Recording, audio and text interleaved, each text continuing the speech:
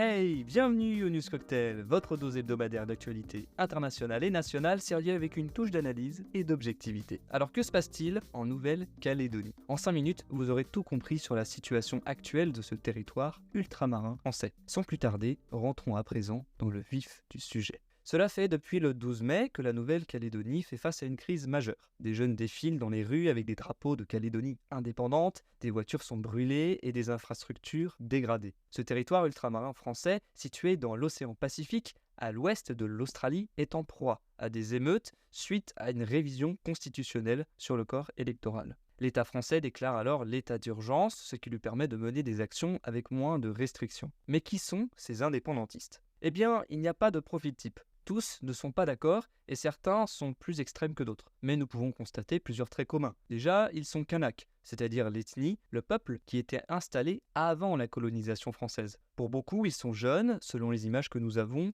et revendiquent leur identité kanak. Pour cela, ils n'hésitent pas à clamer l'indépendance de la Nouvelle-Calédonie du fait que la population kanak représente 40% de la population de l'île en 2019, selon l'INSEE. Alors, opposés aux Kanaks, il y a les Caldoches, un terme péjoratif créé par les Kanaks qui désigne les habitants issus de migrations généralement européennes. La plupart viennent de France métropolitaine. Et justement, la révision constitutionnelle du corps électoral remet sur la table une question phare qui lie démocratie et démographie.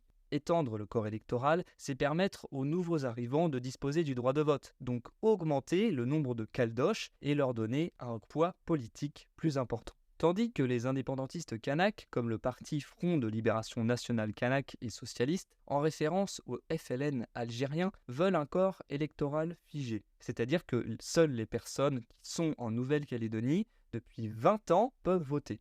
Tout cela conformément aux accords de Nouméa, qui promettaient aux indépendantistes de ne pas les submerger par des migrants de métropole.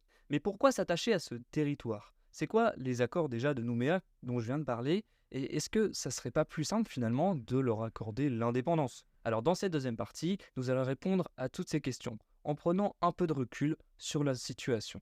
Tout va très vite dans nos médias, alors qu'au News Cocktail, nous, on favorise l'analyse et la réflexion globale à long terme. Alors tout d'abord, voici un petit rappel historique sur les accords de Nouméa. Ils sont signés le 5 mai 1998 entre l'État français et les représentants du mouvement indépendantiste kanak. Et les représentants des loyalistes constituent un cadre politique pour le futur de la Nouvelle-Calédonie. Ils ont été conçus finalement pour apaiser les tensions et établir un processus de décolonisation progressive et ordonnée, avec un transfert finalement progressif de compétences entre l'État français et les institutions locales. Alors maintenant, ce qu'il faut retenir, c'est que ces accords ils permettent à ce que la Nouvelle-Calédonie devienne de plus en plus autonome, et pour satisfaire donc la population locale et éviter des révolutions indépendantistes. Alors à présent, nous devons débunker un petit mythe, celui de l'indépendance de la Nouvelle-Calédonie. Pour être indépendant, souverain, il faut en avoir les moyens. Être indépendant économiquement ne permet pas de fait une indépendance politique. Or, la Nouvelle-Calédonie dispose d'une économie spécialisée dans le nickel.